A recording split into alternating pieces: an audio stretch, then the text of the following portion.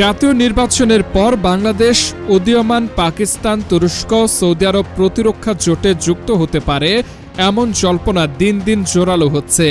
এ বিষয়ে চুক্তির খসড়া চূড়ান্ত করতে সংশ্লিষ্ট দেশগুলো একটি যৌথ প্রক্রিয়া বা মেকানিজম গড়ে তুলেছে বলে জানা গেছে। 2024 সালের আগস্টে আগের সরকারের পতনের পর এই প্রক্রিয়ায় নতুন গতি আসে।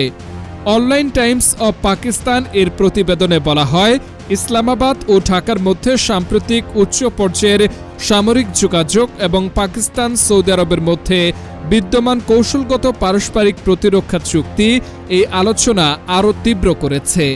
2024 সালে বাংলাদেশের রাজনৈতিক পালাবদলের পর আঞ্চলিক ভূরাজনীতিতে যে পরিবর্তন এসেছে তার প্রেক্ষাপটে প্রশ্ন উঠছে, নির্বাচনের পর বাংলাদেশে গঠিত নতুন সরকার কি এই ধরনের কৌশলগত প্রতিরক্ষা সম্পর্ককে আনুষ্ঠানিক রূপ দেবে? আর তাহলে দক্ষিণ এশিয়ার নিরাপত্তা কাঠামোয় কি নতুন মাত্রা যুক্ত হবে?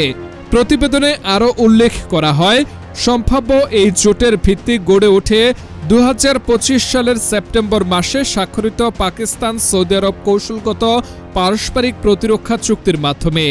ওই চুক্তিতে স্পষ্টভাবে বলা হয়েছে, এক দেশের ওপর যে কোনো আগ্রাসনকে উভয় দেশের ওপর আক্রমণ হিসেবে বিবেচনা করা হবে। প্রতিষ্ঠিত সামরিক জোটগুলোর মতোই এটি সমষ্টিগত নিরাপত্তা নীতির প্রতিফলন বলে বিশ্লেষকদের অভিমত। বিশ্লেষকরা বলছেন, বাংলাদেশ যদি এ ধরনের জোটে যুক্ত হয় তাহলে তা শুধু দ্বিপক্ষীয় নয়, বরং বহুপক্ষীয় নিরাপত্তা সহযোগিতায় নতুন বাস্তবতা তৈরি করবে। তবে বিষয়টি এখনও আলোচনার পর্যায়ে রয়েছে এবং জাতীয় নির্বাচনের পর নতুন সরকারের নীতিগত সিদ্ধান্তের ওপরই নির্ভর করবে এই সম্ভাব্য কৌশলগত অগ্রগতি।